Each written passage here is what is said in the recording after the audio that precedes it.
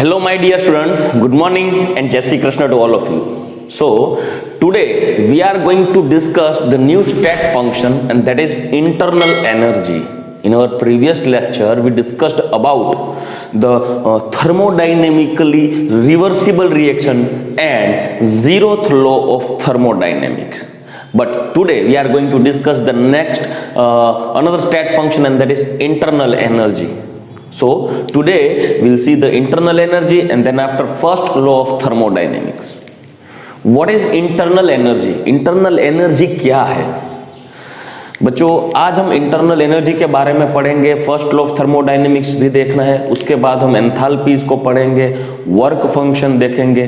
तब से जब आप वर्क फंक्शन पढ़ लोगे तब से एक्चुअल में ये चैप्टर शुरू होगा। जो भी आपको एमसीक्यूज पूछे जाते हैं, कोई सम्स पूछे जाते हैं, आपका लॉजिकल डेवलपमेंट भी वहीं से होगा ये चैप्टर के लिए, ठीक है। तो तब तक आपको सिर्फ थियोरी को पढ़ना है और समझना है, दूसरी कोई टेंशन लेने की जरूरत नहीं है। जब हम आगे बढ़ते जाएंगे तब ये सभी कॉन्सेप्ट आपके माइंड में क्रिस्टल क्लियर हो जाएंगे। जो लेक्चर में मैं जो पढ़ाता हूँ सिर्फ उतना ही आपको दिमाग में रखना है। जैसे जैसे आगे चैप्टर बढ़ जाएगा वैसे वैसे ये सब पिक्चर क्लियर हो जाएगा। So let's start the internal energy. Internal energy क्या है बच्चों? कोई भी सिस्टम ले लो, कोई भी, या तो वो लिविंग थिंग्स हो तो भी, या तो नॉन लिविंग सिस्टम हो तो भी, each and every system possess some kind of energy in that system। कोई भी सिस्टम में कुछ ना कुछ एनर्जी इसके अंदर भरी हुई रहती है, उसे हम इंटरनल एनर्जी बोलते हैं। इंटरनल एनर्जी, आप में भी कुछ इंटरनल एनर्जी है, मुझ में भी कुछ इंटरनल एनर्जी है। सब सिस्टम में इंटरनल एनर्जी होती ही है, और सिस्टम में इंटरनल एनर्जी प्रेजेंट है उसका प्रूफ आइंस्टाइन ने दिया था। E is equal to M C square formula से। E is equal to M C square, आप सब उसके बारे में जानते हो, मैं डिटेल में डिस्कस करना नहीं चाहता इसके बारे में, मगर हम सीधा पॉइंट पे डिस्कस करते हैं कि इंटरनल एनर्जी अगर किसी बॉडी में है, किसी सिस्टम में है, तो वो कौन से फॉर्म में रहती है।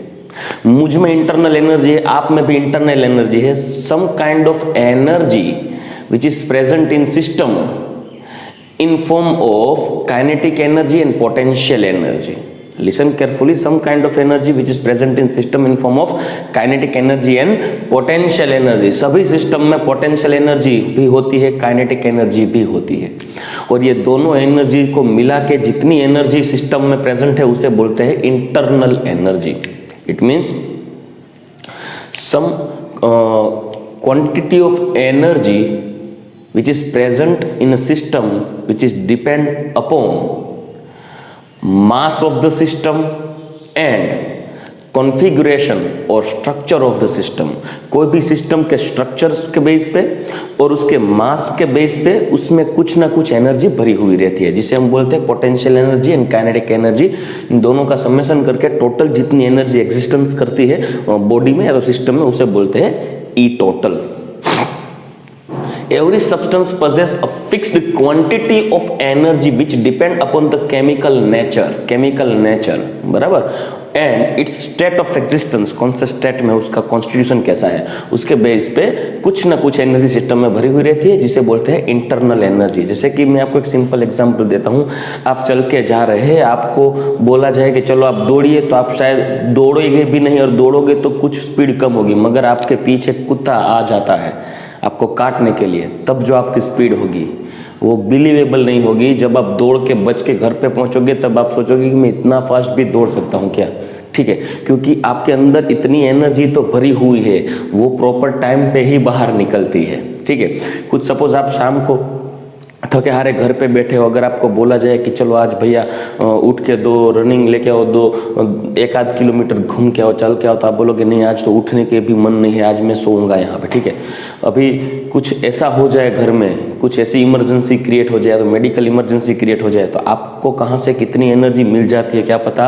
आप पूरी रात शायद दौड़ लोगे उसके पीछे, क्यों भाई, कहाँ से इन एनर्जी आई? क्या बाहर से बूस्टर लिया क्या? नहीं, आपके अंदर ही इन एनर्जी भरी हुई है। That is internal energy. Internal energy of the system is present in system in form of kinetic energy and potential energy. तो बच्चों काइनेटिक एनर्जी कौन से फॉर्म में रहती है बॉडी के अंदर? Vibrational energy. हर एक बॉडी, हर एक सिस्टम ड्यूअल नेचर गेन करता है। आप स्ट्रक्चर ऑफ एटम में पढ़ गए होंगे शायद, या तो वो चैप्टर नहीं अभी आपके जहन में आया तो आप पढ़ोगे उसके बारे में। All the systems either micromolecules और मैक्रोमोलेक्यूल्स, आइदर माइक्रो सिस्टम और macro system possess dual nature. Dual nature means particle nature and wave nature. Particle nature mass को रिप्रेजेंट करता है and wave nature vibrational energy उसकी वो wave को represent करता है। ठीक है, सो अगर आप बॉडी हो, आप सिस्टम हो, शायद मैं सिस्टम हूँ, तो मैं यहाँ पे से चलता हूँ, मेरी बॉडी में कुछ ना कुछ वाइब्रेशन होगा, मेरी बॉडी में ऑसिलेशन होता होगा, क्योंकि मुझ में वेव नेचर है। मैं अगर आप बोलते हो कि मैं यहाँ पे एकदम स्ट्रेट खड़ा हूँ, हिल भी नहीं रहा हूँ, मगर आप देखोगे तो पता चलेगा कि इतनी छोटी छोटी वाइब्रेशंस, वेवलेंथ है मेरी बॉडी में से थोड़ा थोड़ा वाइब्रेट होता होगा। कोई भी बॉडी को आप ले लो, क्योंकि उसके अंदर वाइब्रेशनल एनर्जी होती है। तो वाइब्रेशनल एनर्जी या तो मेरी बॉडी में जो मोलिक्यूल, मैं लिविंग सिस्टम हूँ, नॉन लिविंग सिस्टम में भी कोई एटम होगा, उसके अंदर न्यूक्लियस होगा, न्यूक्लियस के अराउंड इलेक्ट्रॉन है, वो रिवोल्यूशन करता होगा, तो उसका मतलब ये कि उसमें रोटेशनल एनर्जी भी है। So the kinetic energy in the system present in form of rotational energy, vibrational energy. Also in system, electron and protons are attracted to each other. It means all the electrons in atom attracted by the nucleus, and nucleus possess proton. So the potential energy is present in system only due to the attraction between proton and electron, and also repulsion force between electron and proton. मतलब ये system के लिए, मतलब ये attraction और repulsion force की वजह से सिस्टम में पोटेंशियल एनर्जी है, एंड वाइब्रेशनल रोटेशनल एनर्जी की वजह से सिस्टम में काइनेटिक एनर्जी है। इसे हम इलेक्ट्रॉनिक एनर्जी भी बोल सकते हैं। ठीक है, रिपल्स इलेक्ट्रॉन और प्रोटॉन के बीच में जो अट्रैक्शन फोर्स है, या तो रिपल्सन फोर्स इलेक्ट्रॉन प्रोटॉन के बीच में, जिसे हम इलेक्ट्रॉनिक एनर्जी भी बोल सकते हैं। ठीक है, तो ये सभी एनर्जी का टोटल समेशन लगा दो, like rotational energy, vibrational energy, potential energy, electronic energy से बोलते हैं, वो सभी एनर्जी को मिला के टोटल जो सिस्टम में एनर्जी होती है, इसे बोलते हैं हम इंटरनल एनर्जी। बच्चों एंथैल्पी हम आगे पढ़ेंगे, एंथैल्पी और इंटरनल एनर्जी में क्या डिफरेंस है वो हम आगे देखेंगे। सिर्फ आपको ये लेक्चर में अब तक जितना पढ़ा है उसको आपके दिमाग में ऐसा ही रखना है कि कोई भी सिस्टम में कुछ ना कुछ एनर्जी होती है जिसे बोलते हैं इंटरनल एनर्जी। उसके कॉन्स्टिट्यूशन को देखिए, मतलब उसका जो एग्जिस्टेंस है, उसका जो फिजिकल स्टेट है, उसके बेस पे, उसके मास पे बेस पे, और उसकी केमिकल प्रॉपर्टी के बेस पे कुछ एनर्जी समाई हुई है उस सिस्टम में, उसे बोलते हैं इंटरनल एनर्जी। ठीक है, खत्म, खेल खत्म, इतना याद रखना बस। उसके बाद कोई भी एनर्जी को आप एब्सोल्यूटली कैलकुलेट नहीं कर सकते। It means we can not calculate the absolute value of internal energy. ना कि सिर्फ इंटरनल एनर्जी, बल्कि कोई भी एनर्जी की आप एब्सोल्यूट वैल्यू कैलकुलेट नहीं कर सकते। आप रिलेटिव वैल्यू ही कैलकुलेट कर सकते हो एनर्जी के बारे में। आप सोचोगे सर वो कैसे? अगर मैं बोलूं कि मेरी एनर्जी बहुत ज्यादा है, तो आप पूछोगे कितनी एनर्जी है आप में, कितनी? तो अभी एनर्जी को मुझे कैलकुलेट करके बताना है कि मेरी एनर्जी इतनी है, वैल्यू मुझे बताना है, तो वैल्यू मैं कहाँ से निकालूंगा? मैं बोलूँगा बहुत ज़्यादा एनर्जी है मुझ में, तो आप बोलोगे ऐसा है, एक काम करो, वो इंडियन का जो रेसलर है WWE का, खली महाबली है, वो खली, उसके साथ एक बार लड़ के आओ। तो मैं बोलूँगा नहीं, वो लड़ने नहीं जाऊँगा। अगर मैं लड़ा भी उसके साथ तो मुझे एक मुक्का मार के लेटा देगा। मतलब क्या है कि मेरी एनर्जी खली से कम है। अगर कोई दुबला पतला सा इंसान मेरे सामने रख दो और आप बोलो कि इसके साथ लड़ लो एक बार, तो मैं आसानी से जीत जाऊंगा, क्योंकि उसके रिलेटिवली मुझ में एनर्जी ज्यादा है। तो मैं बोलूंगा कि मुझ में कुछ एनर्जी है, उसकी क्वांटिटी ज्यादा है, तो आप बोलोगे कि किसके कंपैरेटिवली ज्यादा है, किसके कंपैरेटिवली कम है। एनर्जी की आप सिर्फ रिलेटिव वैल्यू ही कैलकुलेट कर सकते हो, because it is a state function, it is depend upon state, not on the path of process. Energy की सिर्फ रिलेटिव वैल्यू ही कैलकुलेट कर सकते हो, एब्सोल्यूट वैल्यू नहीं। मैं आपको दिखाता हूं, एक एग्जांपल से दिखाता हूं कि किसे बोलते हैं रिलेटिव वैल्यू, किसे बोलते हैं एब्सोल्यूट वैल्यू। मैं आपको एक एग्जांपल देता हूं। वेलोसिटी के बेस पे आपको एग्जांपल दे रहा हूं, क्योंकि फिजिक्स में आप वेलोसिटी के बारे में पढ़ोगे। Velocity is also the relative value, we can not measure the absolute value of velocity. बच्चों शायद आप यहाँ पे खड़े हो, ठीक है, आप यहाँ पे खड़े हो, देखिए यहाँ पे कोई एक स्टूडेंट खड़ा है मतलब उसकी स्पीड अभी तो है ही नहीं, जीरो है। अभी उसने यहां से एक कार को जाते हुए देखा, एक कार जा रही है। अभी एक कार की स्पीड शायद थी 40 किलोमीटर पर आवर। तो क्या होगा कि ये बच्चा ऐसे खड़ा था यहाँ पे, अभी उसके सामने से कार निकली, वो देखे हाँ भैया कार गई, देखिए हाँ गई। कितनी स्पीड थी? वो बोलेगा 40 kilometre per hour. 40 kilometre per hour की स्पीड से वो कार गई। किसने बोला? जो बच्चा खड़ा था उसने बोला। तो क्यों? क्योंकि उसकी स्पीड जीरो थी ना तब, तो उसके रिलेटिवली वो 40 की स्पीड में गई। उसके रिलेटिव, क्योंकि उसकी जीरो थी इसलिए उसकी 40 किलोमीटर। अब जो इंसान कार को ड्राइव कर रहा है उसे पूछोगे भैया वो बच्चा वहां से ऐसे गया, उतनी उसकी स्पीड कितनी थी? क्योंकि जब बच्चा यहाँ पे स्टेडी था उसकी वेलोसिटी जीरो थी, कार की वेलोसिटी 40 थी, ठीक है। मगर जो इंसान कार में बैठा है, बच्चे को वो इंसान ऐसे दिखेगा, ऐसे हाँ गया। और कार वाला जब कार ड्राइव करता होगा तो उसे बच्चा ऐसे दिखेगा, जैसे हाँ गया। बच्चा उसको पीछे की ओर जाता हुआ दिखेगा। बच्चे को कार आगे की ओर जाती हुई दिखेगी और कार वाले को बच्चा पीछे की ओर जाता हुआ दिखेगा। बच्चा ऐसे जाएगा तो कार वाले के कंपैरेटिवली, उसके रिलेटिवली आप पूछोगे कार वाले से कि भैया वो बच्चा कितने की स्पीड में गया, तो वो बोलेगा कि 40 की स्पीड में गया, वहां से यहाँ से वहां गया। तो क्या बच्चा वेलोसिटी थी उसकी? क्या बच्चा वहां से दौड़ रहा था? नहीं, बच्चा तो खड़ा था जीरो की स्पीड पे। उसके कंपैरेटिवली कार की वैल्यू थी 40 किलोमीटर पर आवर स्पीड। जब कार वाला बोल रहा है कि नहीं भैया वो बच्चा है वो 40 की स्पीड में गया, 40 की स्पीड में गया, तो कार के रिलेटिव इसकी स्पीड हो गई 40। मगर ये तो उसकी वेलोसिटी जीरो था खुद के कंपैरेटिवली, ठीक है। दूसरे एग्जांपल है, इसके बोलते हैं रिलेटिव वैल्यू। दूसरा एग्जांपल देता हूं, चलो।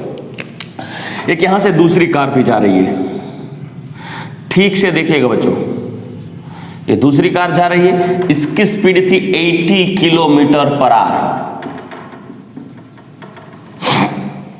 अभी देखना, बच्चा ये दोनों कार को देख रहा है। बच्चे की स्पीड अभी यहां पे वो स्टेबल है, खड़ा है। बच्चे की कंपैरेटिवली ये स्पीड 40 किलोमीटर पर आवर है। बच्चे के रिलेटिवली ये कार की स्पीड 80 किलोमीटर पर आवर है। मतलब देखिए 40 किलोमीटर का जो वाली स्पीड थी, 40 किलोमीटर पर आवर वाली स्पीड थी, वो कार ऐसे जा रही है। बच्चा देख रहा है हाँ ठीक है 40 की स्पीड से गई। अभी 80 किलोमीटर वाली स्पीड गई ना, कार गई वैसे हाँ स्पीड में 80 किलोमीटर, 40 किलोमीटर की स्पीड, 80 किलोमीटर की स्पीड। तो कार दो थी उसके सामने, एक 40 की स्पीड में जा रही है, एक 80 की स्पीड में जा रही है, ठीक है। बच्चे के रिलेटिवली ये जो 40 किलोमीटर वाली स्पीड थी उसको बच्चा 40 किलोमीटर पर आवर की स्पीड में जाता हुआ दिखा। 80 किलोमीटर वाली जो स्पीड थी, 80 किलोमीटर पर आवर वाली स्पीड वाली कार थी, उसको बच्चा दिखेगा कि अरे ये बच्चा तो 80 किलोमीटर से भागा पीछे की ओर। एक्चुअल में ये कार की कंपैरेटिवली ये बच्चे की स्पीड थी 80 किलोमीटर, एक्चुअल में वो खड़ा था। ये कार की कंपैरेटिवली इसकी स्पीड थी 40 किलोमीटर पर आवर, ये कार की कंपैरेटिवली इसकी स्पीड थी 80 किलोमीटर पर आवर। हर वक्त बदल रही है क्योंकि कंपैरिजन दूसरों की और दूसरे के साथ करते हो आप, ठीक है। कंपैरेटिव वैल्यू, एब्सोल्यूट वैल्यू नहीं, कंपैरेटिव वैल्यू। अभी ये कार और ये कार के बीच में बात करते हैं। जब ये 40 किलोमीटर वाला, 40 किलोमीटर पर आवर स्पीड वाला ये इंसान जा रहा है, कार ड्राइव कर रहा है, उसके बगल में से 80 किलोमीटर वाली कार निकल गई, 80 किलोमीटर पर आई। अभी ये इतनी स्पीड से जा रहा है, उसके बाजू में से इतनी स्पीड में गई, तो इसको पूछोगे कि ओ भैया ये कार कितने की स्पीड में जा रही है, तो ये क्या बोलेगा? 80 बोलेगा क्या? सोचो, नहीं, ये 80 किलोमीटर पर आवर नहीं बोलेगा। इसके कंपैरेटिवली इसकी स्पीड होगी 40 kilometre per hour, because it has also 40 kilometre per hour speed. ये 40 की स्पीड में तो जा रही है, अब ये हो गई 80 वाली, तो 40 की इसकी खुद की स्पीड है, तो इसकी 80 की स्पीड है, तो दोनों का डिफरेंस मिला के इसको, ये कार वाले को लगेगा कि ये भाई 80 की स्पीड वाला नहीं है, ये भाई 40 की स्पीड वाला है।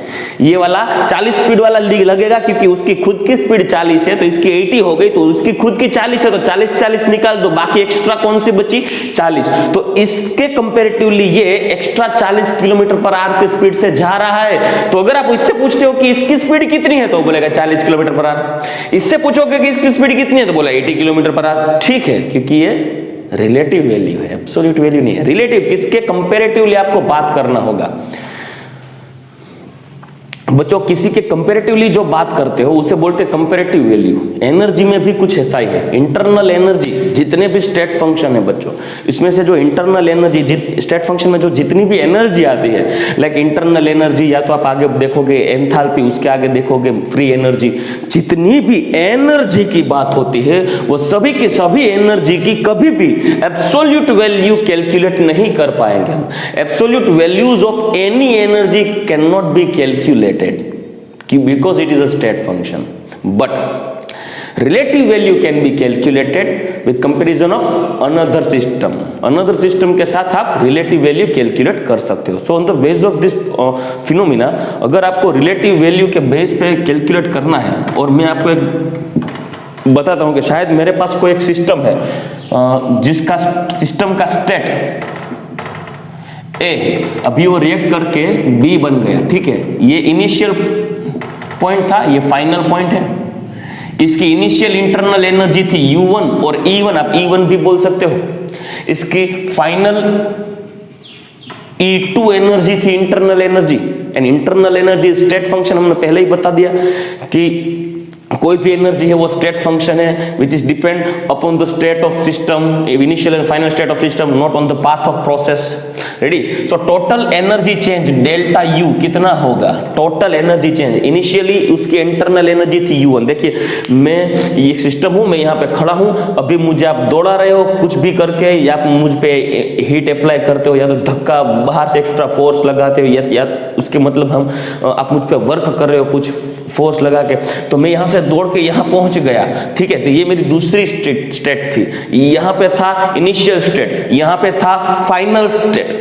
तो मुझ में टोटल इंटरनल एनर्जी का चेंज कितना मिलेगा? तो internal energy of final state minus internal energy of initial state. कौन सा पाथ मैं यूज करता हूं वो मतलब नहीं रखता, वो मायने नहीं रखता, क्योंकि एनर्जी है वो तो स्टेट फंक्शन है, ठीक है, वो तो स्टेट पे डिपेंड करती है। Delta U is equal to U2 minus U1। देखिए, delta U is equal to U2 minus U1।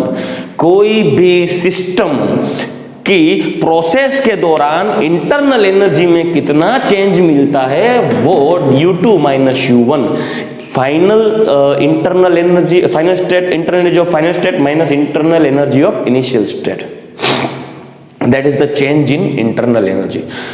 बच्चों, यहां पे मैं एक बार आपको रीड करके दिखा दो। Internal energy is a state function and extensive property, it is depend upon mass. Absolute value of internal energy cannot be calculated, but relative values of internal energy can be calculated। उसे हम calculate कर सकते हो initial and final state के internal energy को subtract करके, ठीक है। उसके बाद internal energy is depend upon temperature. Sorry, पूरा लगता हूं। Internal energy is depend upon temperature, is totally depend upon temperature. Suppose मेरे पास कोई एक वेसल है, सोचिए बच्चों, एक वेसल है, ठीक है। क्योंकि इंटरनल एनर्जी, आपको शायद क्वेश्चन होगा कि सर किसी भी सिस्टम में इंटरनल एनर्जी का चेंज कैसे हो सकता है? तो देखिए बच्चों, या तो सिस्टम में कुछ वर्क होना चाहिए, या तो सिस्टम में कुछ हीट का चेंज होना चाहिए, तो ही वो सिस्टम की इंटरनल एनर्जी में चेंज मिलेगा। दो पॉइंट आपको देखना होगा। Change in internal energy, change in internal energy either addition और applying heat in system और evolving heat from system. You can change the internal energy by either applying or addition of heat in the system or evolving heat from the system. मतलब अगर आपको कोई system में internal energy का change देखना हो, अगर आपको कोई सिस्टम में इंटरनल एनर्जी का चेंज देखना हो तो कैसे मिलेगा?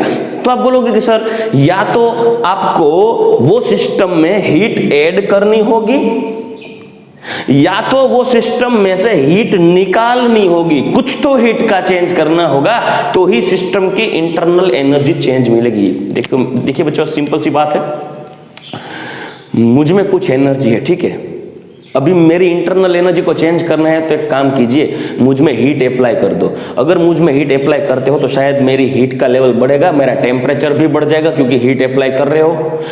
If you apply some quantity of heat in the system, then the heat of level increase, and if heat of level increase, then temperature increase, and if temperature increase, then internal energy also increase, because internal energy is temperature dependent state function. Now आपने heat apply कर दी तो system की heat बढ़ गई, मेरी heat बढ़ गई तो मुझे अच्छा नहीं लगेगा, मैं क्या करूंगा, दौड़ने लगूंगा, बहुत गर्मी है, बहुत गर्मी है, कुछ ना कुछ मैं वर्क कर दूंगा, कुछ ना कुछ तो मैं सिस्टम में कुछ चेंज लेके आऊंगा, ठीक है, मेरी स्टेट बदल दूंगा, कुछ करूंगा तो मेरी इंटरनल एनर्जी बदल जाएगी। अगर बच्चों मुझ में से हीट बाहर निकल जा रही है, मुझ में से हीट खींच लेगा, अच्छा तो और मेरे कांटेक्ट में अगर कोई ठंडा सब्सटेंस जिसका टेम्परेचर कम है वो मेरे कांटेक्ट में रख दो तो मेरी हीट वो एब्जॉर्ब कर लेगा, लाइक आइस क्यूब। मुझको आइस क्यूब के कांटेक्ट में रख दो, अगर मैं सिस्टम हूँ, मुझको आइस क्यूब के कांटेक्ट में रख दो तो मेरी अंदर से हीट बाहर निकल जाएगी तो मेरी हीट कम हो जाएगी, मेरा टेम्परेचर कम हो जाएगा, because level of heat decrease. So मेरा टेम्परेचर कम होने की वजह से मेरी इंटरनल एनर्जी भी कम हो जाएगी। तो बच्चों मैं ऐसा एग्जांपल देता हूँ, सपोज मैंने इसमें पानी भर दिया, I have water, some quantity of water in this beaker, ये मैंने बंद कर दिया, यहाँ पे एक मैंने स्टरर रख दिया है।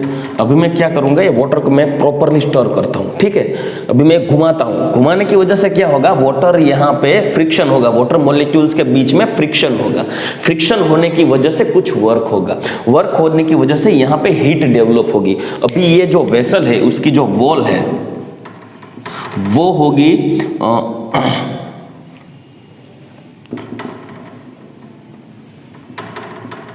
इंसुलेटेड वॉल, मतलब वो हीट कंडक्टिव नहीं, नॉन हीट कंडक्टिव,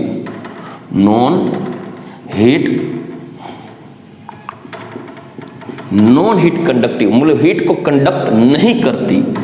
तो अगर हीट को ये कंडक्ट नहीं करती ये वॉल, तो हीट को अंदर सिस्टम में से बाहर सराउंडिंग में जाने नहीं देगी ये वॉल। अभी क्या हो रहा है, इनिशियल टेम्परेचर था T1, इनिशियल टेम्परेचर क्या था T1, इनिशियल टेम्परेचर सपोज था T1, after stirring of water due to some work, final temperature T2 हो गया। क्या होगा बच्चों, आप पानी ले लो, इनिशियल टेम्परेचर T1 था, भी प्रॉपरली घुमाओ उसको, इतना घुमाओ कि उसका टेम्परेचर भी बढ़ जाएगा। क्यों बढ़ेगा, क्योंकि उसमें से जो हीट डेवलप होगी वो हीट बाहर नहीं जाएगी, क्योंकि ये इंसुलेटेड वॉल है, मतलब ये हीट कंडक्टिव नहीं है। तो अंदर जो हीट बढ़ने लगी वो बाहर नहीं जा सकती, तो हीट उसमें ही रहने वाली है, सिस्टम में ही रहेगी। तो सिस्टम का हीट का लेवल इंक्रीज हो जाएगा, सिस्टम का हीट का लेवल इंक्रीज हो जाएगा तो उसका टेम्परेचर भी बदल जाएगा। अगर टेम्परेचर बदलता है तो क्या होगा, if temperature changes from T1 to T2, then internal energy also changes from U1 to U2. So we can see the change in internal energy, delta U is equal to U2 minus U1, U2 at T2 temperature and U1 at T1 temperature. तो मतलब आप दो तरह से कोई भी system की internal energy change कर सकते हो, या तो आप उसमें हीट अप्लाई कर दो या तो उसमें से हीट निकाल दो। ऑल्सो दूसरा पॉइंट है, work done on the system और work done by the system. या तो सिस्टम पे वर्क कर दो या तो सिस्टम से वर्क होना चाहिए। ठीक से सुनिए, या तो सिस्टम पे वर्क कर दो, work done on the system, या तो work done by the system. वो कैसे होता है वो मैं आपको एग्जांपल दूंगा आगे फर्स्ट लॉ ऑफ थर्मोडायनेमिक्स में। मगर ये बात आप दिमाग में बिठा लो कि कोई भी सिस्टम की इंटरनल एनर्जी अगर आपको चेंज करनी है तो आपको दो मेथड अप्लाई करना ही होगी। Either applying heat on the system or evolving heat on the system from the system, and also either work done on the system or work done by the system। ये दो points को आपको दिमाग में रखना होगा। ठीक है, तो यहां पे हमने देख लिया internal energy and change in internal energy delta is equal to U2 plus U1। आपको इंटरनल एनर्जी चेंज ढूंढना हो, कितनी इंटरनल एनर्जी चेंज मिल रही है, कैसे कैलकुलेट करना होगा, तो हमें उसके लिए देखना होगा फर्स्ट लॉ ऑफ थर्मोडायनेमिक्स। तो चलिए देखते हैं फर्स्ट लॉ ऑफ थर्मोडायनेमिक्स। चलो बच्चों, हम नेक्स्ट पॉइंट डिस्कस करते हैं और वो है first law of thermodynamics. Actually the first law of thermodynamics is also known as law of conservation of energy. जैसे आपने फर्स्ट चैप्टर मोल कॉन्सेप्ट में पढ़ा होगा law of conservation of mass, वैसे ही law of conservation of energy, that is the first law of thermodynamics. And the first law of thermodynamics is energy neither destroy nor form but it converts from one form to another form। Energy को आप कभी destroy भी नहीं कर पाओगे, ना तो कभी वो एनर्जी नई फॉर्म होगी। कोई भी प्रोसेस के दौरान सिर्फ एनर्जी एक फॉर्म से दूसरे फॉर्म में कन्वर्ट होती है। जैसे कि बड़े बड़े फंक्शंस में इलेक्ट्रिसिटी प्रोवाइड करने के लिए बड़े बड़े जनरेटर होते हैं, तो जनरेटर होते हैं तो उसमें आपको एनर्जी का चेंज देखने को मिलेगा एक फॉर्म से दूसरे फॉर्म में। जैसे कि डीजल या तो फ्यूल का कॉम्बिशन होने से जो कॉम्बिशन एनर्जी डेवलप होगी वो कॉम्बिशन एनर्जी कन्वर्ट हो जाएगी मैकेनिकल वर्क में, जैसे जनरेटर वर्क करेगा और मैकेनिकल एनर्जी में कन्वर्ट हो गई। वो जो मैकेनिकल एनर्जी है वो इलेक्ट्रिसिटी डेवलप करके इलेक्ट्रिकल एनर्जी में कन्वर्ट हो जाएगी। तो ऐसे ऐसे आप देखोगे कि एक एनर्जी का दूसरे एनर्जी में कन्वर्जन होता है, एक एनर्जी दूसरे फॉर्म में शिफ्ट होती है ड्यूरिंग प्रोसेस। कोई नई एनर्जी फॉर्म नहीं हो पाएगी, या तो आप कभी भी कोई भी एनर्जी को डिस्ट्रॉय नहीं कर पाओगे, क्योंकि पूरा जो यूनिवर्स है, पूरे यूनिवर्स में जो एनर्जी की क्वांटिटी है वो कांस्टेंट है। नई एनर्जी बन नहीं पाएगी, या तो एनर्जी कोई डिस्ट्रॉय नहीं होगी। आप कोई भी वर्क कर लो, कोई भी प्रोसेस कर लो, एनर्जी एक फॉर्म से दूसरे फॉर्म में सिर्फ शिफ्ट ही होती है। ठीक है, तो क्वेश्चन ये है कि तो ठीक है सर, तो आप जब फर्स्ट लॉ ऑफ थर्मोडायनेमिक्स को यूज करना हो, जैसे मैंने आपको अभी बताया कि जो एनर्जी का जो शिफ्टिंग था फ्यूल को कॉम्ब्यूस्ट करके उसमें जो मैकेनिकल वर्क होता है वो फर्स्ट लॉ ऑफ थर्मोडायनेमिक्स को फॉलो करता है। मैकेनिकल वर्क है वो इलेक्ट्रिकल वर्क में कन्वर्ट होता है, वो भी फर्स्ट लॉ ऑफ थर्मोडायनेमिक्स को फॉलो करता है। तो आपको लगेगा कि सर तो हमें एनर्जी चेंज कैसे करना होगा। अगर आप फर्स्ट लॉ ऑफ थर्मोडायनेमिक्स में बोला कि एनर्जी सिर्फ एक फॉर्म से दूसरे फॉर्म में शिफ्ट होती है, कन्वर्ट होती है, तो कैसे होगी। तो मैंने आपको यहां पे लिख दिया था, वापस मैं यहां पे लिख दिया हूं। अगर आपको एनर्जी का जो फॉर्म है वो चेंज करना है दूसरे फॉर्म में, तो आपको दो काम करने होंगे। या तो आपको हीट अप्लाई करनी होगी और या तो आपको हीट इवोल्व करनी होगी। It means either applying heat और evolving heat from the system, and second thing is either work done by the system और work done on the system. आपको सिस्टम पे वर्क करना होगा, या तो सिस्टम के द्वारा अगर वर्क होता है तो एनर्जी में चेंज मिलेगा।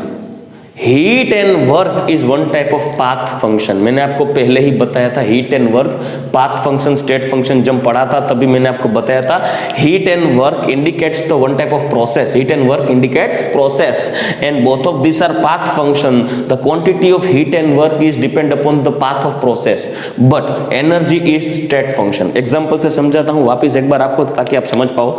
सपोज मेरे पास सिस्टम है ए, वो इनिशियल स्टेट पे है और वो कन्वर्ट हो गया बी में, वो हो गया हमारा फाइनल स्टेट, तो यहाँ पे इंटरनल एनर्जी E1 है, यहाँ पे E2 है, तो total change delta E is equal to E2 minus E1 because it is a state function.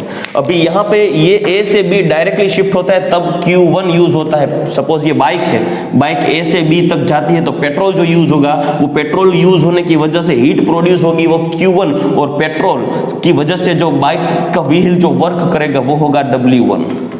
या तो ये दूसरा वाला पाथ सिलेक्ट करते हो तो यहाँ पे Q2 ये QW2, और ये पाथ सिलेक्ट करते हो तो यहाँ पे हो गया Q3 एंड W3। तो बताओ बच्चों कौन सा पाथ छोटा वाला है, ये वाला। तो यहाँ पे पेट्रोल का कंबशन कम होगा, वर्क कम होगा। ये पाथ में, तीसरे पाथ में पेट्रोल का कंबशन ज्यादा होगा, वर्क ज्यादा होगा। तो आप देख लो यहाँ पे Q3 एंड W3 और ये Q1 W1 और ये Q2 W2 इक्वल नहीं है। हर एक पाथ पे वर्क एंड हीट की वैल्यू अलग अलग मिलेगी आपको, क्योंकि पेट्रोल यहाँ पे ज्यादा यूज होने वाला है, यहाँ पे कम यूज होगा। मगर तीनों के तीनों पाथ पसंद कर लो, आप सिलेक्ट कर लो, फिर भी जो टोटल रिएक्शन होगा, मतलब कि जो ये बाइक A से B तक पहुंचेगी तब टोटल इंटरनल एनर्जी चेंज आपको इतनी ही मिलने वाली है, because the change in internal energy, और internal energy is state function not path function. But by selecting different path used heat and work are different because heat and work is both are path functions, वो path पे depend करते हैं। ठीक है, तो आपको ये जो हीट, वर्क एंड एनर्जी के बीच में जो रिलेशन है, जो डिफरेंस है, वो आपको याद रखना होगा। हीट है वो, हीट एंड वर्क दोनों क्या है, पाथ फंक्शन है। एनर्जी है वो स्टेट फंक्शन है। आपके दिमाग में रहना चाहिए, कभी भी भूलना मत। अभी बात यह है कि अगर आप सिस्टम कि कोई इनिशियल इंटरनल एनर्जी है, मैं आपको चेंज कैसे ढूंढना है वो मैं आपको बताता हूं। Suppose system which is converting initial state A to final state B। अभी इनिशियल स्टेट की इंटरनल एनर्जी U1 है, फाइनल स्टेट की इंटरनल एनर्जी U2 है। तो बच्चों क्या होगा, देखिए सपोज मेरे पास इनिशियल स्टेट की इंटरनल एनर्जी U1 है, ठीक है। अभी मैं क्या करता हूं, उसमें या तो मैं हीट अप्लाई करता हूं या तो उसमें से हीट निकालता हूं, मतलब कुछ हीट का चेंज करता हूं। तो U1 में कुछ हीट का चेंज होने वाला है, तो वो मैं जो हीट का चेंज होगा मैं उसमें ऐड कर देता हूं, क्योंकि उसमें कुछ चेंज होगा। सो मैंने एक्स्ट्रा हीट का चेंज ऐड कर दिया, और दूसरा कुछ वर्क देता हूं, वर्क W। मैंने आपको यहाँ पे 2 पॉइंट दे दिए, या तो अप्लाई कर लो हीट या तो इवोल्व कर लो, जो करना है यहाँ पे ले लेता हूँ। बाद में अप्लाई करने के दौरान Q कैसा लेना है, इवोल्व करने के दौरान Q कैसा लेना है, वो हम आगे देखेंगे मैथमेटिकल फॉर्मूला में। मतलब इंटरनल एनर्जी U1 है, बाद में उसमें Q और W का चेंज करता हूँ। या तो हम Q डालते हैं या तो Q निकालते हैं, हीट अप्लाई करते हैं या तो हीट इवोल्व करते हैं, या तो सिस्टम पे वर्क करेंगे या तो सिस्टम के द्वारा वर्क करेंगे। जो चेंज होगा वो इंटरनल एनर्जी में ऐड हो जाएगा, और बाद में आपको टोटल एनर्जी मिलेगी U2। ठीक है, अगर बच्चों आपको टोटल हीट का डिफरेंस जो देखना है वो कितना होगा, तो क्या आपने जो हीट का चेंज का आपको इंटरनल एनर्जी का टोटल डिफरेंस देखना हो तो कैसे देखोगे, तो भाई we change the quantity, we apply और evolve the quantity of heat और work done on the system और by the system on work done on the system और बाय द सिस्टम। ठीक है, हमने ये दोनों पैरामीटर्स को अप्लाई कर दिया, तभी सिस्टम एक फॉर्म से दूसरे फॉर्म में शिफ्ट हो रहा है, तो उसकी इंटरनल एनर्जी भी चेंज हो गई। तो कितनी चेंज हुई, तो हमें क्या करना होगा, U2 में से U1 को सब्ट्रैक्ट करना होगा। So U2 minus U1 is equal to Q plus W। ठीक है, तो delta U, it is a change of internal energy Q plus W। It is a mathematical formula of first law of thermodynamics.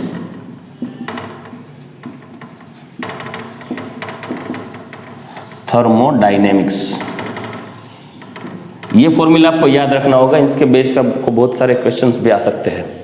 मगर यहां पे आपको 2 बात जहन में रखनी है। सबसे पहले मैं यहां पे एक सिस्टम रखता हूं, देखिए मैं आपको समझाने के लिए एक मैं यहां पे सिस्टम रखता हूं, इसमें मैं गैसियस मॉलिक्यूल्स को फिल कर देता हूं। बच्चों ध्यान से देखना, अभी मैं आपको ये समझाने जा रहा हूं वो यहां पे मैंने एक पिस्टन रख दिया है।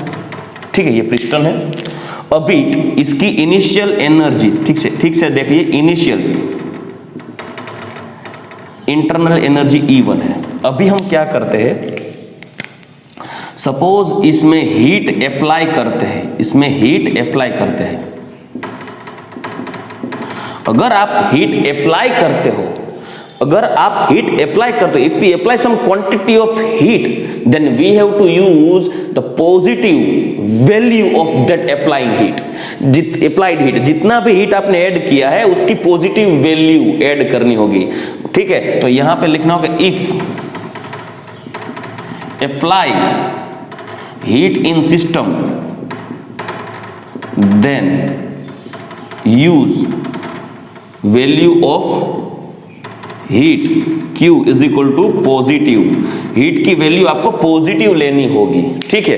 अगर मैं सिस्टम में से, तो क्या होगा, अभी ये E1 या तो इंटरनल एनर्जी U1 है, तो U1 में आपको delta U is equal to Q positive लेना होगा, पॉजिटिव Q प्लस W, ठीक है। अभी दूसरी पॉसिबिलिटी आपको दिखाता हूं कि भाई अगर मेरे पास गैसियस मॉलिक्यूल है, यहां पे पिस्टन रख देता हूं, और रिएक्शन के दौरान यहां से हीट रिलीज होती है, यहां से हीट रिलीज होती है, evolve heat, some quantity of heat. So if applying heat के बजाय if heat is evolved from system then use value of Q is equal to negative. तो आपको Q की वैल्यू नेगेटिव यूज करनी होगी। जैसे कि आपको अगर ये फॉर्मूला अप्लाई करते हो तो delta U is equal to minus Q plus W if heat is evolved from the system. क्यों भाई? क्योंकि अगर मैं सिस्टम हूं, मेरी इंटरनल एनर्जी U1 है, अगर आप मुझ में हीट अप्लाई करते हो तो मेरी हीट बढ़ने वाली है, तो आपको Q प्लस लेना होगा। अगर मैं सिस्टम है और मुझ में से हीट इवॉल्व्ड हो रही है तो सिस्टम के लिए हीट कम हो जाएगी। कितनी कम होगी? जितनी इवॉल्व्ड हो गई। तो आपको यहां पे माइनस Q लेना होगा। देखिए ये सिंबॉलिक जो रिप्रेजेंटेशन है वो बहुत ही खास, ध्यान से आप देखना। ये तो हमने हीट के बेस पे देख लिया, अभी हम वर्क के बेस पे देखते हैं। चलिए ध्यान से देखिए, यहां पे मेरे पास एक सिलेंडर है, इसमें मैंने गैस फिल कर दिया, ठीक है। यहां पे पिस्टन है, इनिशियल U1 इंटरनल एनर्जी था। अभी क्या होता है कि मान लो ये जो सिलेंडर है उसमें आप कंप्रेस करते हो, मतलब ये पिस्टन को नीचे की ओर धक्का लगाते हो, गैस को कंप्रेस करते हो, तो सिलेंडर अगर नीचे की ओर चला गया, यहां पे आ गया by the compression of gas, by the compression of gas, तो यहां पे प्रेशराइज्ड गैस हो जाएगा, कंप्रेस, ठीक है। तो पिस्टन अगर नीचे की ओर आ गया तो आप क्या कर रहे हो कि सिस्टम पे वर्क कर रहे हो और पिस्टन को धक्का लगा रहे हो। तो अगर ऐसा होता है, it means volume decrease, that is the volume V1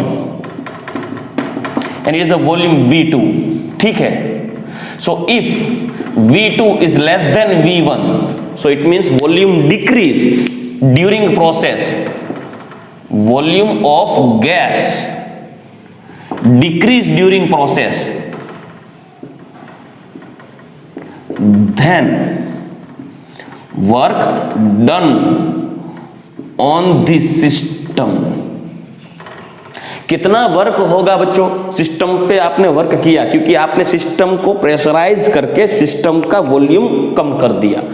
तो कितना वर्क होगा बच्चों? वो work W is equal to P delta V जितना होगा, P delta V, external pressure P into delta V, जो आपको वॉल्यूम में चेंज मिलता है V2 माइनस V1। कितना वर्क होगा, कैसे कैलकुलेट करना है, इसके बाद हम वर्क का जो पॉइंट देखेंगे उसमें देखेंगे। सिर्फ आपको यहां पे इतना याद रखना है कि अगर ऐसा होता है कि volume of gas decrease during process, then work done on the system. अगर work done on the system है तो then use the value of W positive. तो आपको W की वैल्यू पॉजिटिव यूज करनी होगी, क्योंकि आपने सिस्टम पे वर्क कर दिया, मतलब वर्क जितनी एनर्जी उसमें अप्लाई कर दी। ठीक है, तो आप सिस्टम पे कुछ वर्क करते हो तो सिस्टम में वो वर्क जितनी एनर्जी उसमें ऐड करनी होगी। ठीक है, so then the total value we can write for the first law of thermodynamics, that is delta is equal to Q plus W। Positive value लेनी होगी। ठीक है, तो पॉजिटिव लेनी होगी, तो मैं ऐसे ही लिखता हूं। नाउ इफ, वापिस मैं यहां पे ड्रॉ करके देता हूं आपको। यहां पे बच्चों, यहां पे सपोज इनिशियल यहां पे पिस्टन है, ठीक है, और यहां पे मैंने गैस फिल कर दिया। It is initial volume of the system and that is V1, but during process compression के बदले जो गैसियस मॉलिक्यूल एक्सपांशन हो गए, एक्सपांड। अगर वो गैसियस मॉलिक्यूल एक्सपांड होते हैं, नीचे से ऊपर की ओर धक्का लगाते और जो एरिया है जो उसका वॉल्यूम है बढ़ा देते हैं ड्यूरिंग प्रोसेस, तो यहां पे क्या होगा, पिस्टन ऊपर की ओर आ जाएगा, वॉल्यूम बढ़ जाएगा, एक्सपांशन ऑफ गैस। तो आप देखिए कि चलो आपको गैस का वॉल्यूम कम करना हो, आपको गैस का वॉल्यूम कम करना हो तो वो ऑटोमेटिकली वॉल्यूम कम नहीं होगा, उसको कंप्रेस करना होगा। मगर अगर गैसियस मॉलिक्यूल आपको फिल किया हुआ है किसी पे, और अगर आप वो मॉलिक्यूल्स को रिलीज करते हो, फ्री छोड़ देते हो, तो ऑटोमेटिकली एक्सपांड हो जाएगा, वो अपने आप वर्क कर देगा, वो वॉल्यूम बढ़ा देगा। ठीक है, तो अगर ये वॉल्यूम बढ़ जाता है, so it is a V2, then we can use here V2 is greater than V1। ठीक है, तो आप क्या बोलते हैं कि volume increase during process, volume of gas increase during process, then work done, ठीक से देखिए, work done by the system, system से वर्क हो गया, सिस्टम पे नहीं किया, सिस्टम ने किया वर्क। ठीक है, work done by the system. If work done by the system then use value of W is equal to negative, क्योंकि सिस्टम ने वर्क किया। अगर सिस्टम कोई वर्क करता है तो वर्क जितनी एनर्जी निकाल देगा कि भाई मैंने अभी थोड़ा वर्क कर दिया, अब मैं थक गया क्योंकि मेरी एनर्जी कम हो गई। ठीक है, अगर आप कुछ वर्क करते हो तो आपकी एनर्जी कम होती है, it means work done by the system, then we have to use the value of energy in minus form because we have to decrease that values of work। तो आपको जो वैल्यू वर्क की जितनी value होगी वो कम करनी होगी, तो आपको डेल्टा U मिलेगा, delta U is equal to Q plus minus W। ठीक है, तो ये बात आपको ठीक से याद रखनी होगी। ये जो चारों के चारों पॉइंट है वो आपको दिमाग में बिठा के रखने होंगे, कोई भी गलती मत करना। अभी बच्चों मैं आपको एक इंपॉर्टेंट पॉइंट बताने जा रहा हूं, वो ध्यान से सुनिएगा। फिजिक्स में जब आप थर्मोडायनेमिक्स पढ़ोगे तो यहां पे फिजिक्स और केमिस्ट्री दोनों एक दूसरे से अलग होते हैं।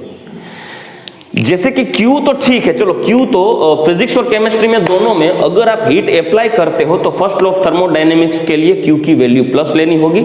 अगर हीट को आप रिलीज करते हो, इवॉल्व करते हो या तो खींच लेते हो सिस्टम में से, तो आपको Q की वैल्यू माइनस लेनी होगी, फिजिक्स केमिस्ट्री दोनों में। मगर जब वर्क की बात आती है तो देखिए क्या करते हैं, दोनों में वैल्यूज कैसी होती है। अगर work done on the system, ठीक से सुनो, work done on the system, then chemistry says that we have to use the value of W plus, but physics says that we have to use value of W minus। physics में work done on the system होता है तो physics में W minus लेना होता है, chemistry में plus लेना होता है। और work done by the system है तो केमिस्ट्री में W की वैल्यू माइनस लेनी है और फिजिक्स में प्लस लेनी है। आपको क्वेश्चन होगा कि सर अभी आप दोनों के बीच में ही कोई मन मेलाप नहीं है और केमिस्ट्री और फिजिक्स वाले दोनों एक साथ नहीं चलते, तो हमें कैसे पता चलेगा कि ये क्या सही है और क्या गलत है? बच्चों दोनों सही है। बोलोगे कैसे सही है यार? देखिए केमिस्ट्री क्या करता है, केमिस्ट्री जब ये बात करता है तभी वो सिस्टम अपने आप की बात करता है। केमिस्ट्री में क्या होता है, सिस्टम अपने आप की बात करता है, खुद की। देखिए ये सिस्टम है। अभी क्या होता है, केमिस्ट्री के बारे में बात करता हूं। केमिस्ट्री क्या बोलता है, work done on the system, on the system. System के लिए खुद वो बोलेगा कि मुझ में क्या चेंज होता है। सिस्टम, केमिस्ट्री क्या बताएगा, सिस्टम में जो चेंज होता है वही बताएगा। वर्क डन, वर्क के बिना पे, work done on the system, work done on the system, system में वर्क हो गया, ओ W ऐड कर दो, सिस्टम में ऐड कर दो, then work done on the system, then W plus for chemistry. Another example, another one, work done by the system for chemistry, work done by the, अरे system ने work कर दिया, अरे बाप रे सिस्टम ने वर्क कर दिया, सिस्टम ने वर्क जेटली एनर्जी निकाल दी, सिर्फ सिस्टम ने वर्क कर दिया, work done by the system, W minus for chemistry. Physics में बात करते हैं, फिजिक्स वाले क्या करते हैं, जो वर्क के दौरान जो वर्क हो रहा है तभी सामने वाले में क्या चेंज होता है वो फिजिक्स वाले बताते हैं।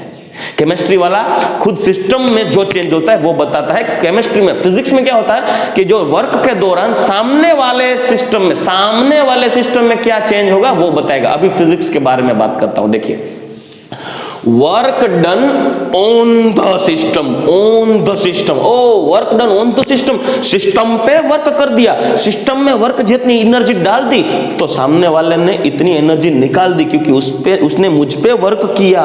System, work done on the system, system में वर्क जितनी एनर्जी डाल दी तो सामने वाले ने उतनी एनर्जी निकाल दी, तो सामने वाले के लिए W हो गया माइनस। तो फिजिक्स वाला क्या बोलेगा, सामने वाले के लिए बात करेगा कि work done on the system, then W will become minus for that system. And chemistry वाला क्या करेगा, work done on the system, then W will be plus for the system. ठीक है, तो फिजिक्स में यहां पे माइनस होगा, केमिस्ट्री में प्लस। अभी ये बारे में बात करें, work done by the system, chemistry में सिस्टम बाय द सिस्टम, तो सिस्टम ने वर्क निकाल दिया W माइनस, तो वो वर्क निकल के सामने वाले में घुस गया तो सामने वाले का W हो गया प्लस। तो फिजिक्स में आएगा work done by the system W plus, सामने वाले में घुस गया। ठीक है, तो ये बात आपको दिमाग में याद रखनी होगी।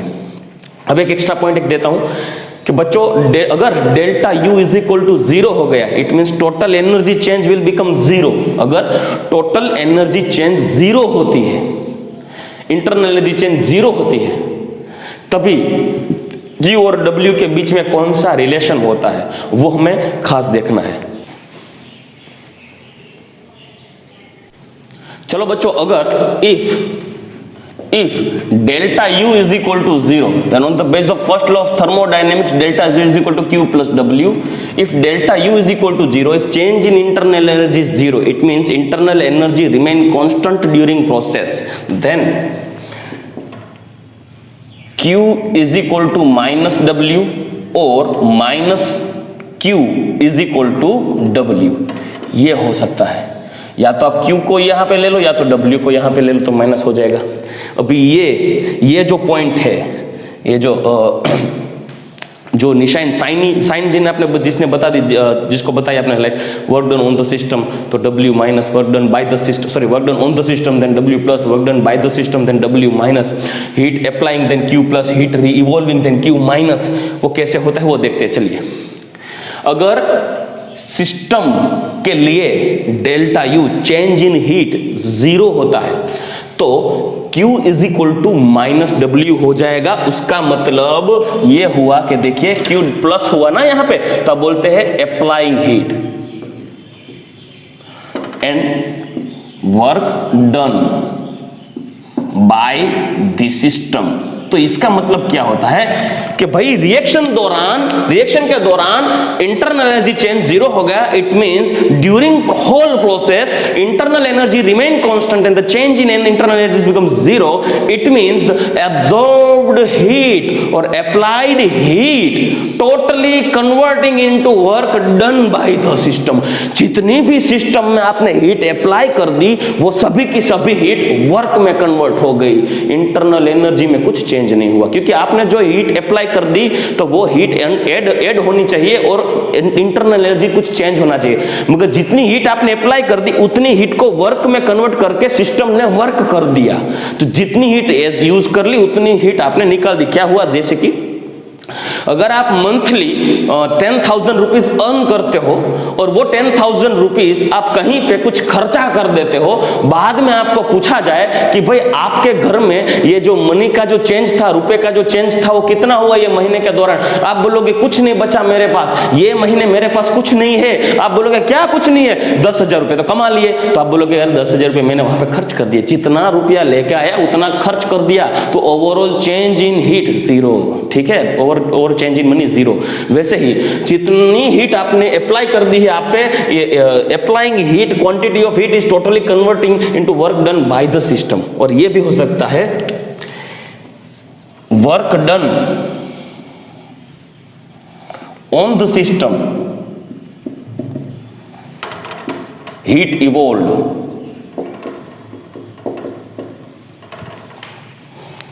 हीट इवॉल्व मतलब कि आपने पॉजिटिव डब्ल्यू मतलब सिस्टम में जितना वर्क कर दिया, वो वर्क जितनी एनर्जी सिस्टम में हीट के फॉर्म में रिलीज कर दी, इवॉल्व कर दी, निकाल दी। जितना आपके पास वर्क, जितनी एनर्जी आ गई, work done on the system कर दिया, on the system work, system में वर्क कर दिया, तो जितनी एनर्जी उसमें एंटर हुई होगी वो सभी के सभी हीट के फॉर्म में रिलीज कर दे सिस्टम ने, तो भी इंटरनल एनर्जी जीरो हो सकता है। कब होगा ऐसा मैं आपको बताता हूं। जैसे हमने आगे एक एग्जांपल लिया था कि नॉन कंडक्टिव वॉल लेनी होगी, वैसे आपको अगर आप एक काम कीजिए, यहां पे पानी भर दो और ये वॉल ले low heat conductive, heat conductive. तो क्या होगा, अगर आप स्टरर से ये पानी को घुमाते हो, work done on the system, ठीक है, स्टर करते हो तो work done on the system, घुमा के वर्क करते हो इसमें, तभी ये इसका टेम्परेचर बढ़ जाएगा ना, क्योंकि फुल वर्क करने की वजह से पानी को इतना घुमाओ कि टेम्परेचर बढ़ने लगे। जैसे टेम्परेचर बढ़ेगा आप सोचोगे अरे यस हो गया, इंटरनल एनर्जी चेंज हो गया। नहीं हुआ, क्यों? क्योंकि जितना टेम्परेचर बढ़ने के लिए एक्स्ट्रा एनर्जी इसमें घुस गई, वर्क जितनी एनर्जी घुस गई, वो एनर्जी हीट कंडक्टिव होने की वजह से हीट बाहर निकल जाएगी, क्योंकि हीट कंडक्टिव वॉल है, तो यहां से हीट इवॉल्व हो जाएगी। तो जितना आपने वर्क किया पॉजिटिव, सामने उतनी हीट निकल गई। तो overall change delta U is equal to Q plus W, where Q is minus and W plus, both the value similar, then becomes zero, delta U is equal to zero हो गया। तो अगर आप stirrer से पानी को घुमाते हो, वॉल लेते हो हीट कंडक्टिव, तो डेल्टा यू हो जाएगा जीरो। दूसरी मेथड, ऐसा ही एक चेंज देखने को मिलेगा आपको साइक्लिक प्रोसेस में। अगर कोई साइक्लिक प्रोसेस आप लेते हो, जैसे कि कोई सिस्टम है, यहां से ए पॉइंट से शुरू होता है, बी पे आ गया, बाद में सी पे आ गया, बाद में डी पे भी आ गया, वापस घूम फिर के ए पे आ गया। तो इनिशियल शुरुआत आपने यहां पे की है ई, तो जब यहां पे इनिशियल ये है और फाइनल भी यही है, तो E1 is equal to E2 हो जाएगा, घूम के यहां पे आ गया। इसे बोलते हैं साइक्लिक प्रोसेस, पूरी साइकिल खत्म करके आ गया। तो delta U is equal to U2 minus U1, but both are similar, U1 and U2, then it becomes zero। तो जितनी वर्क ये प्रोसेस के दौरान जितना हीट यूज होगा, उतना सामने वर्क हो गया होगा। ठीक है, तो ये हो गया साइक्लिक प्रोसेस के दौरान total change in energy zero हो जाएगी, क्योंकि ये स्टेट फंक्शन है। जब आपने शुरुआत किया था, वहां की जो इनिशियल स्टेट फंक्शन था E1, वो घूम के वहीं पे वापस आ गया, फाइनल भी यही हुआ, तो टोटल वैल्यू सेम होगी, तो change in heat energy zero हो जाएगी। तो ये साइक्लिक प्रोसेस ऐसे भी दिखा सकते हो, ये साइक्लिक प्रोसेस ऐसे भी आप दिखा सकते हो, यहां से शुरू कर दिया, घूम फिर के वापस यहां पे आ गए। ठीक है, तो ये साइक्लिक प्रोसेस के लिए डेल्टा यू जीरो हो जाएगा, तभी ये सिस्टम में अप्लाई होगी। मतलब ये सॉरी कहाँ गया, ये हो गया, वो ये हो जाएगा। ठीक है, तो चलो बच्चों, आज के दिन हमने खत्म कर दिया first law of thermodynamics and internal energy. Next lecture में हम देखेंगे enthalpy, what is change in enthalpy and what is the difference between internal energy and enthalpy. So till that lecture, good bye, take care and जय Shri Krishna my dear students.